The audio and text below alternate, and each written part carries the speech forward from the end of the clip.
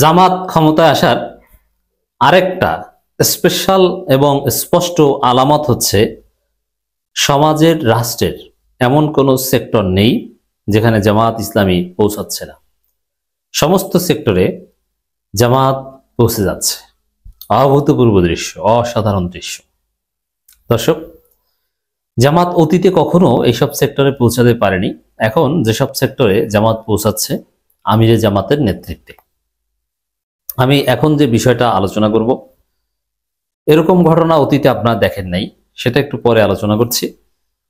এর আগে এই টার্মে মানে 5 আগস্টের পর জামাত ক্ষমতায় আসার জন্য যখন প্রস্তুত, জামাত কোথায় কোথায় পৌঁছে গেছে দেখেন। আন্তর্জাতিক অঙ্গনে এমন কোনো জায়গা নেই যে জামাত পৌঁছায়নি। সারা পৃথিবীর যত স্টেক হোল্ডার্স আছে, যত অ্যাক্টরস আছে, সবার সাথে জামাতের যোগাযোগ আছে এবং সবাই জামাত যদি জনগণের ভোটে জিততে পারে জামাতের সাথে তারা কাজ করতে আগ্রহ ব্যক্ত করেছে।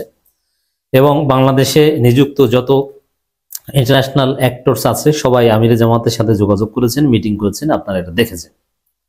এক, সরকারি বেসরকারি আইজিওস আইএনজিও সব বাংলাদেশের ব্যবসায়ীদের একটা প্রতিনিধি দল, শিল্পপতিদের, স্কোয়ার গ্রুপের এমডি থেকে শুরু করে যারা একসময় হাসিনার কাছে যেত, খালেদার কাছে যেত, এরা সবাই এখন ডাক্তার শফিকুর রহমানের কাছে এসে দেখা করে গেছে যে আপনার ক্ষমতায় আসলে ব্যবসা বাণিজ্য ভালো চলবে, তো আশা করি চলবে, ঠিক আছে স্যার ধন্যবাদ, সম্পর্ক তৈরি করে দিয়ে গেছে। এর মানে তারা বিশ্বাস করে জামাত ক্ষমতায় যেতে পারে।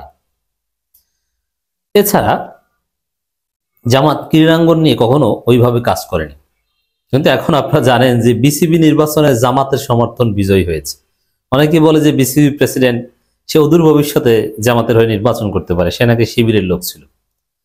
আবার খালেদ মাসুদ পাইলট তো সরাসরি সাবেক অধিনায়ক, জামাতের প্রোগ্রামে যায়, শফিকুল ইসলাম মাসুদের প্রোগ্রামে যায়, তার পক্ষে সমর্থন জ্ঞাপন করে। তাহলে বুঝেন এই খালেদ মাসুদ পাইলটকে জামাত মন্ত্রী বানাতে দ্বিধাবোধ করার কথা না। অথবা এই টাইপের কেউ, ওরকম সাবেক ক্যাপ্টেন অনেককেই দেখবেন যে জামাত হয়ে গেছে। কোন সেক্টরে পৌঁছেছে দেখেছেন? সিনেমা, ইলিয়াস কাঞ্চন তো জামাত করতো, তারপরে আরেকটা দল করেছে, এখন মৃত্যুর মুখে, কিন্তু সুস্থ হলে তিনি জামাতে ফিরে আসবেন। আরো অনেক, এমনকি মোস্তফা সরোয়ার ফারুকীও যদি 2 বছর পর বলেন যে তিশা এখন থেকে পর্দা করবে, আমি জামাতে যোগ দিলাম, আমি বিশ্বাস করব, হতে পারে। ওরকম ফারুকীর মতো অনেকে দেখবেন। একজন সিনেমা পরিচালককে দেখেন না, মালেক আফসারি, জামাতের পক্ষে কিভাবে বলে, শিবিরের পক্ষে কিভাবে বলে। এইসব জায়গায় জামাত অতীতে কখনো পৌঁছাতে পারেনি। কণ্ঠশিল্পী থেকে শুরু করে জামাতি শিল্পী বা ইসলামী শিল্পী তো আছেই, কিন্তু প্রচলিত ধারার যে শিল্পী, নায়ক নায়িকা, এদের অনেকে দেখবেন জামাতকে সমর্থন দিচ্ছে। এই যে বুবলি, অপবিশ্বাস, এই টাইপের যে নায়িকা, তাদের মধ্যে থেকেও কেউ না কেউ জামাতের পক্ষে দাঁড়িয়ে যাবে, ভোট চাইবে, যে জামাত ক্ষমতায় আসলে আমরা সবাই নিরাপদ, আমাদের ইন্ডাস্ট্রি নিরাপদ। শাকিব খান টাইপের কেউ না কেউ দাঁড়িয়ে যাবে যে আমরা চাই জামাত ক্ষমতায় আসুক। জামাত সেই জায়গায় পৌঁছে গেছে, দেখবেন ধীরে ধীরে। ক্রিকেটাররা অলরেডি দাঁড়িয়ে গেছে। এটা কোনোদিন ডিড ইউ ইমাজিন যে একজন সাবেক ক্যাপ্টেন বাংলাদেশ ক্রিকেট দলে সে জামাতের পক্ষে সরাসরি রাজপথে মাঠে দাঁড়িয়ে যাবে? খালেদ মাসুদ পাইলট দাঁড়িয়েছে না? তো জামাত কোন জায়গায় পৌঁছে গেছে আশা করি আপনারা বুঝতে পেরেছেন। এরপরে এখন যে বিষয়টা আলোচনা করব, শেওড়াপাড়ায় ঔষধ ব্যবসায়ীদের সাথে জামাতের মতবিনিময় সভা অনুষ্ঠিত।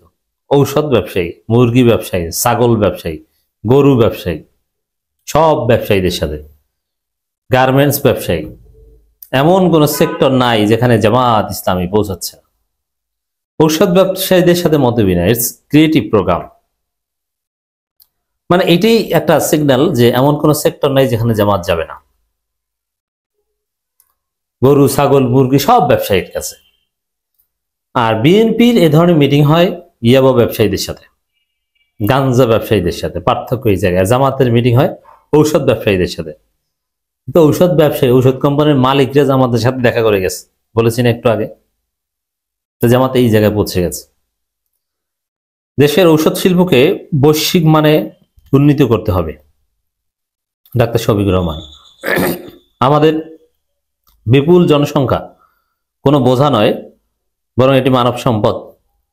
ক্রমবর্ধমান জনসংখ্যাকে কর্মক্ষম জনশক্তিতে রূপান্তরিত করতে পারলেই দেশকে ক্ষুধা ও দারিদ্র্যমুক্ত আত্মনির্ভরশীল রাষ্ট্র হিসেবে দাঁড় করানো সম্ভব, এমন মন্তব্য করেছেন বাংলাদেশ জামাত ইসলামের আমির ডাক্তার শফিকুর রহমান।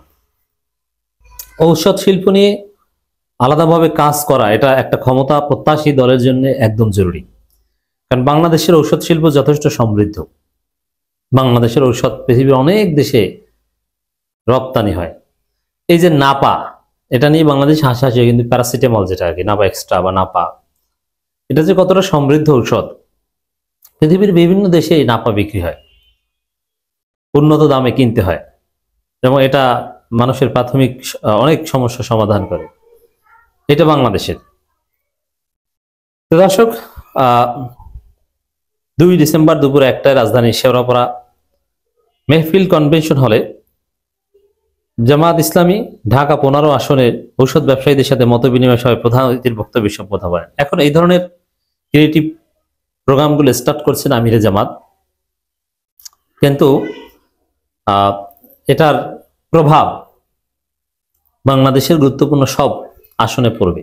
এটা দেখা দেখি জামাতের অন্যান্য প্রার্থীরাও তার সংশ্লিষ্ট এলাকার ঔষধ ব্যবসায়ীদের সাথে, আমিরে জামাত ঔষধ ব্যবসায়ীদের, এরপরে দেখবেন যে যারা একটু স্মার্ট প্রার্থী তারা মুরগি ব্যবসায়ী, ছাগল ব্যবসায়ীদের সাথেও বসবে, আলাদাভাবে ক্যাটাগরাইজ করে।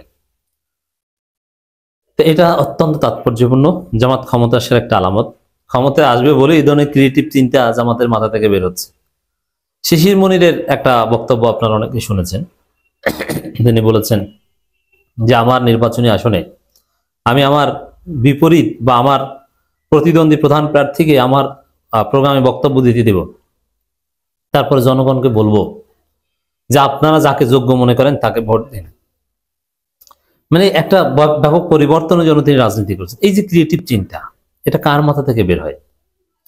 যে ক্ষমতায় যাবে, যে ক্ষমতায় যেতে পারবে, তার মাথা থেকে এটা বের হয়। বিসিডিএস এর কেন্দ্রীয় নেতা ডাক্তার AM আব্দুল্লাহ আল মামুনের সভাপতিত্বে এবং বিসিডিএস এর সিনিয়র সহসভাপতি মাহবুবুর রহমান মাসুমের সঞ্চালনায় বিশেষ অতিথির বক্তব্য রাখেন ঢাকা মহানগর উত্তর জামাতের সহকারী সেক্রেটারি ডাক্তার ফখরুদ্দিন মানিক। এছাড়া অনুষ্ঠানে উপস্থিত ছিলেন পেশাজীবী জোনের সহকারী পরিচালক জিয়াউল হাসান, কাফরুল জোনের সহকারী পরিচালক মোহাম্মদ শহীদুল্লাহ, আসনের সদস্য সচিব শাহ আলম তুহিন, কাফরুল দক্ষিণ থানা secretary Abu Nahid, medical technologist থানা আমির সোহেল রানা, সাহিত্য সংস্কৃতি থানার আমির আবিদুর রহমান, কাফরুল পশ্চিম থানার ভারপ্রাপ্ত আমির আতিক রায়, ইত্যাদি ইত্যাদি। দীর্ঘ একটা তালিকা আছে এখানে। আমির জামাত বলেন, বাংলাদেশ আমাদের প্রিয় জন্মভূমি, আয়তনে ছোট হলেও জনসংখ্যা বেশি। কেউ এই বাড়তি জনসংখ্যাকে দেশের জন্য বোঝা মনে করলেও মানুষ কখনোই কোনো দেশের বোঝা নয়, বরং তা মানব সম্পদ। রাসূলের হাদিস দিয়ে, নানান দলিল দিয়ে তিনি এই পেশার গুরুত্ব তাৎপর্য সম্পর্কে অনেক কথা বলেছেন।